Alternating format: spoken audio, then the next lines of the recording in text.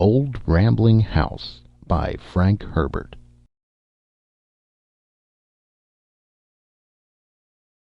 All the Grahams desired was a home they could call their own.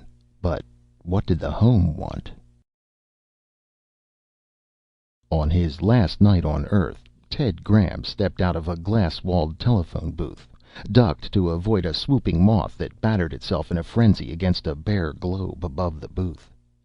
Ted Graham was a long-necked man, with a head of pronounced egg shape, topped by prematurely balding sandy hair. Something about his lanky, intense appearance suggested his occupation: certified public accountant. He stopped behind his wife, who was studying a newspaper classified page, and frowned. "They said to wait here. They'll come and get us. Said the place is hard to find at night." Martha Graham looked up from the newspaper. She was a doll-faced woman, heavily pregnant, a kind of pink prettiness about her. The yellow glow from the light above the booth subdued the red auburn cast of her ponytail hair. "I just have to be in a house when the baby's born," she said. "What'd they sound like?"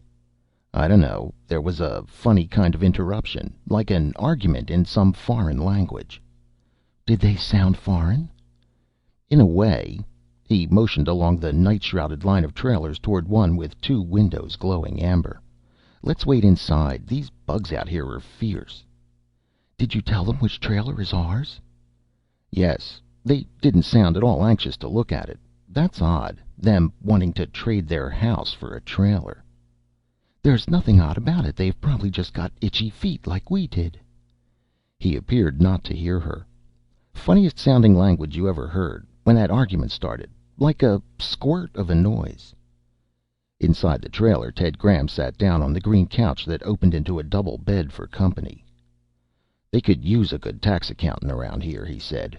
"When I first saw the place, I got that definite feeling. The valley looks prosperous. It's a wonder nobody's opened an office here before." His wife took a straight chair by the counter, separating kitchen and living area, folded her hands across her heavy stomach. "I'm just continental tired of wheels going around under me," she said. "I want to sit and stare at the same view for the rest of my life. I don't know how a trailer ever seemed glamorous when—" "It was the inheritance. Gave us itchy feet," he said. Tires gritted on gravel outside. Martha Graham straightened. "Could that be them?" "Awful quick if it is." He went to the door, opened it, stared down at the man who was just raising a hand to knock. "Are you Mr. Graham?" he asked. "Yes." He found himself staring at the caller. "I'm Clint Rush. You called about the house?" The man moved farther into the light. At first he appeared an old man, fine wrinkle lines in his face, a tired leather look to his skin. But as he moved his head in the light, the wrinkles seemed to dissolve, and with them the years lifted from him. "Yes, we called," said Ted Graham. He stood aside. "Do you want to look at the trailer now?" Martha Graham crossed to stand beside her husband. "We've kept it in awfully good shape," she said. "We've never let anything get seriously wrong with it." "She sounds too anxious," thought Ted Graham. "I wish she'd let me do the talking for the two of us." "We can come back and look at your trailer tomorrow, in daylight," said Rush. "My car's right out here if you'd like to see our house." Ted Graham hesitated. He felt a nagging worry tug at his mind, tried to fix his attention on what bothered him. "Hadn't we better take our car?" he asked. "We could follow you." "No need," said Rush. "We're coming back into town tonight anyway. We can drop you off then." Ted Graham nodded. "Be right with you as soon as I lock up." Inside the car, Rush mumbled introductions. His wife was a dark shadow in the front seat, her hair drawn back in a severe bun. Her features suggested gypsy blood. He called her Raimee. Odd name, thought Ted Graham, and he noticed that she too gave that strange first impression of age that melted in a shift of light. Mrs. Rush turned her gypsy features toward Martha Graham. "You are going to have a baby?" It came out as an odd, veiled statement. Abruptly, the car rolled forward. Martha Graham said, "It's supposed to be born in about 2 months. We hope it's a boy." Mrs. Rush looked at her husband. "I have changed my mind," she said. Rush spoke without taking his attention from the road. "It is too—" He broke off, spoke in a tumble of strange sounds. Ted Graham recognized it as the language he'd heard on the telephone. Mrs. Rush answered in the same tongue, anger showing in the intensity of her voice. Her husband replied, his voice calmer. Presently Mrs. Rush fell moodily silent. Rush tipped his head toward the rear of the car. "My wife has moments when she does not want to get rid of the old house. It has been with her for many years." Ted Graham said, "Oh. Then, are you Spanish?" Rush hesitated. "No. We are Basque." He turned the car down a well-lighted avenue that merged into a highway. They turned onto a side road. There followed more turns, left, right, right. Ted Graham lost track. They hit a jolting bump that made Martha gasp. "I hope that wasn't too rough on you," said Rush. We're almost there." The car swung into a lane, its lights picking out the skeleton outlines of trees, peculiar trees, tall, gaunt, leafless. They added to Ted Graham's feeling of uneasiness. The lane dipped, ended at a low wall of a house, red brick with clerestory windows beneath overhanging eaves. The effect of the wall and a wide-beamed door they could see to the left was ultra-modern. Ted Graham helped his wife out of the car, followed the Rushes to the door. I thought you told me it was an old house," he said. "It was designed by one of the first modernists," said Rush. He fumbled with an odd, curved key. The wide door swung open onto a hallway equally wide, carpeted by a deep pile rug. They could glimpse floor-to-ceiling view windows at the end of the hall, city lights beyond. Martha Graham gasped, entered the hall as though in a trance. Ted Graham followed, heard the door close behind them. It's so big!" exclaimed Martha Graham. "You want to trade this for our trailer?" asked Ted Graham. "It's too inconvenient for us," said Rush. "My work is over the mountains on the coast." He shrugged. "We cannot sell it." Ted Graham looked at him sharply. "Isn't there any money around here?" He had a sudden vision of a tax accountant with no customers. "Plenty of money, but no real estate customers." They entered the living room. Sectional divans lined the walls. Subdued lighting glowed from the corners. Two paintings hung on the opposite walls, oblongs of odd lines and twists that made Ted Graham dizzy. Warning bells clamored in his mind. Martha Graham crossed to the windows, looked at the lights far below. "I had no idea we'd climb so far," she said. It's like a fairy city." Mrs. Rush emitted a short, nervous laugh. Ted Graham glanced around the room, thought, "If the rest of the house is like this, it's worth 50 or 60,000. He thought of the trailer. A good one, but not worth more than 7,000. Uneasiness was like a neon sign flashing in his mind. "This seems so—" He shook his head. "Would you like to see the rest of the house?" asked Rush. Martha Graham turned from the window. "Oh, yes." Ted Graham shrugged. No harm in looking, he thought. When they returned to the living room, Ted Graham had doubled his previous estimate on the house's value. His brain reeled with the summing of it. A solarium with an entire ceiling covered by sun lamps. An automatic laundry where you dropped soiled clothing down a chute and took it washed and ironed from the other end. "Perhaps you and your wife would like to discuss it in private," said Rush. "We will leave you for a moment." And they were gone before Ted Graham could protest. Martha Graham said, "Ted, I honestly never in my life dreamed—" "Something's very wrong, honey." "But Ted—" "This house is worth at least $100,000, maybe more. And they want to trade this," he looked around him, "for a $7,000 trailer." "Ted, they're foreigners, and if they're so foolish they don't know the value of this place, then why should—" "I don't like it," he said. Again he looked around the room, recalled the fantastic equipment of the house. "But maybe you're right." He stared out at the city lights. They had a lace-like quality, tall buildings linked by lines of flickering incandescence. Something like a Roman candle shot skyward in the distance. "Okay," he said. "If they want to trade, let's go push the deal." Abruptly, the house shuddered. The city lights blinked out. A humming sound filled the air.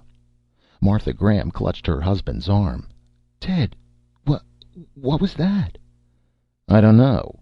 He turned. "Mr. Rush?" No answer, only the humming. The door at the end of the room opened. A strange man came through it. He wore a short, toga-like garment of gray metallic cloth, belted at the waist by something that glittered and shimmered through every color of the spectrum. An aura of coldness and power emanated from him, a sense of untouchable hauteur. He glanced around the room, spoke in the same tongue the Rushes had used. Ted Graham said, I don't understand you, mister." The man put a hand to his flickering belt. Both Ted and Martha Graham felt themselves rooted to the floor, a tingling sensation vibrating along every nerve. Again the strange language rolled from the man's tongue, but now the words were understood. "Who are you?" My name's Graham. This is my wife. What's going... How did you get here?" "The Rushes. They wanted to trade us this house for our trailer. They brought us. Now look, we..." "What is your talent? Your occupation?" "Tax accountant. Say, why all these..." "That was to be expected," said the man. "Clever. Oh, excessively clever." His hand moved again to the belt. "Now be very quiet. This may confuse you momentarily." Colored lights filled both the Grahams' minds. They staggered. "You are qualified," said the man. "You will serve." "Where are we?" demanded Martha Graham. "The coordinates would not be intelligible to you," he said. "I am of the Rojac. It is sufficient for you to know that you are under Rojac sovereignty."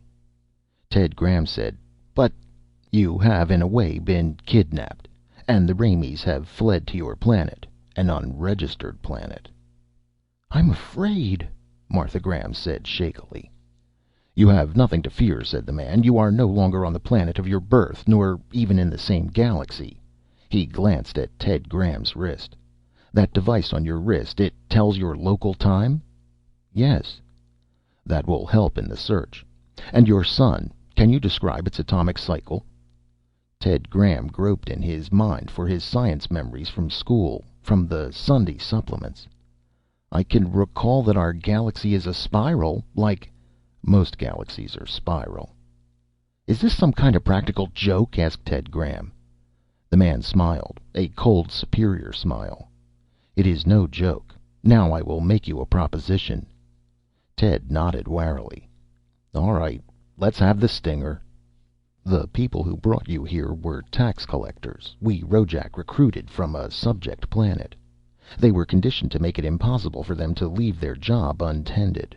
Unfortunately, they were clever enough to realize that if they brought someone else in who could do their job, they were released from their mental bonds. Very clever." "But..." "You may have their job," said the man. "Normally you would be put to work in the lower echelons, but we believe in meting out justice wherever possible. The Raimees undoubtedly stumbled on your planet by accident and lured you into this position without..." "How do you know I can do your job?" "That moment of brilliance was an aptitude test. You passed. Well, do you accept?" "What about our baby?" Martha Graham worriedly wanted to know. "You will be allowed to keep it until it reaches the age of decision, about the time it will take the child to reach adult stature." "Then what?" insisted Martha Graham. "The child will take its position in society according to its ability." "Will we ever see our child after that?" "Possibly." Ted Graham said, "What's the joker in this?" Again the cold, superior smile. "You will receive conditioning similar to that which we gave the Raimees, and we will want to examine your memories to aid us in our search for your planet. It would be good to find a new inhabitable place." "Why did they trap us like this?" asked Martha Graham. "It's lonely work," the man explained. "Your house is actually a type of space conveyance that travels along your collection route, and there is much travel to the job. And then you will not have friends, nor time for much other than work. Our methods are necessarily severe at times." "Travel?" Martha Graham repeated in dismay. "Almost constantly." Ted Graham felt his mind whirling, and behind him he heard his wife sobbing. The Raimeys sat in what had been the Grahams' trailer. "For a few moments I feared he would not succumb to the bait," she said. "I knew you could never overcome the mental compulsion enough to leave them there without their first agreeing." Raimey chuckled. "Yes, and now I'm going to indulge in everything the Rojac never permitted. I'm going to write ballads and poems." "And I'm going to paint," she said. "Oh, the delicious freedom!" "Greed won this for us," he said. "The long study of the Grahams paid off. They couldn't refuse to trade." "I knew they'd agree. The looks in their eyes when they saw the house. They both had—" She broke off, a look of horror coming into her eyes. "One of them did not agree." "They both did. You heard them." "The baby?" He stared at his wife. But it's not at the age of decision." "In perhaps 18 of this planet's years it will be at the age of decision. What then?" His shoulders sagged. He shuddered. "I will not be able to fight it off. I will have to build a transmitter, call the Rojac, and confess." "And they will collect another inhabitable place," she said, her voice flat and toneless. "I've spoiled it," he said. "I've spoiled it."